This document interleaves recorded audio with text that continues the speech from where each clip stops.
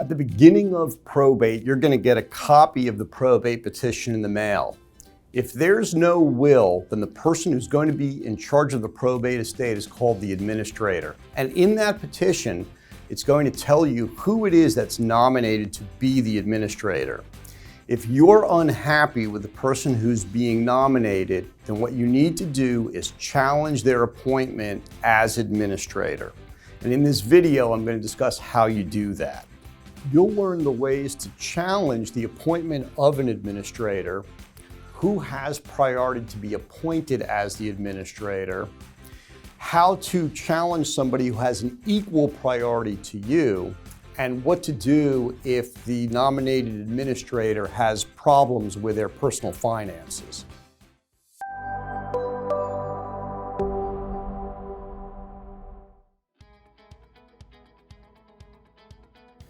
There are two ways to effectively challenge the appointment of a particular person who's been nominated to be the administrator.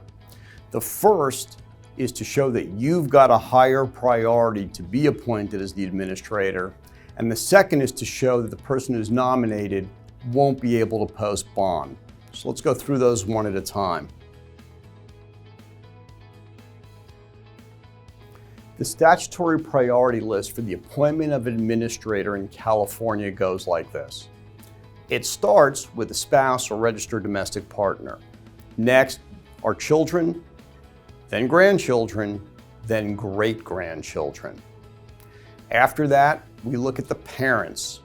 After parents are brothers and sisters, the children of brothers and sisters, then the grandchildren of brothers and sisters, and then grandparents. Now the list does go on from there, but for 99% of cases, if not more, that list is going to cover everyone who's involved in the case. If you have a higher statutory priority than the person who's been nominated, you should be able to defeat their appointment. If you've got an equal priority, then I'm going to discuss in just a moment how you deal with that. Where that's your situation, the court gets to decide either which of you will serve or whether you should serve together. Now, it's very, very rare that somebody opposes the appointment of somebody else as the administrator and is willing to serve with them as a co-administrator. So that's more theoretical than it is practical. On a far more practical and realistic level, what will happen is if there are two or more people of equal priority who want to serve, you're going to have a trial and you're going to have to show why you are the better choice than the other person who wants to serve as the administrator of the estate. And there is no one right way to do this. There are any number of things that you can use for proof, either to build yourself up or to tear down their qualifications and show why the other person is problematic. Now, the court isn't limited to the people who say they want to serve. The court can actually make the determination that everybody who's involved who wants to serve as the administrator is either unfit or that there would be so much tension within the family that rather than doing that, the court has the ability to appoint the public administrator's office to serve as the administrator of your estate.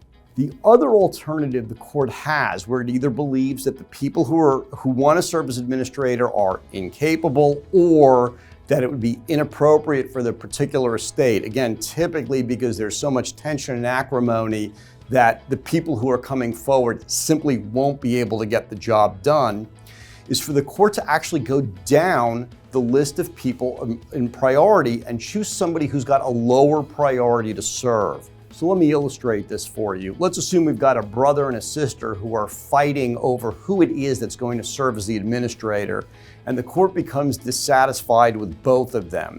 Well, then the court could go down to the ranks of the grandchildren, and if there's a grandchild who wants to serve and the court believes they're fit to serve, then it's that grandchild who can be appointed. The court could even go and find a private fiduciary who would serve in the role as administrator.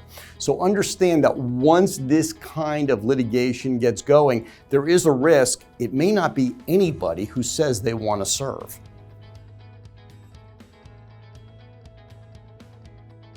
The The second way to effectively challenge the appointment of an administrator is to show that the person cannot post bond.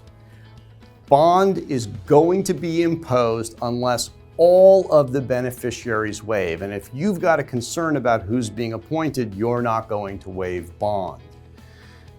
Bond is generally available. So what you're really going to need to be able to show is either that the person who's nominated recently declared bankruptcy or has some other major financial problem that they're not going to be able to post bond in your case. So now you know at the beginning of probate is when you challenge the appointment of an administrator, assuming that's something that's important to you.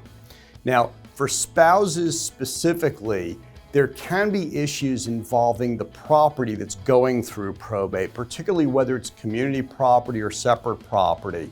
In the next video, I'm going to discuss what spouses need to do, particularly to protect themselves where these sorts of issues are in play.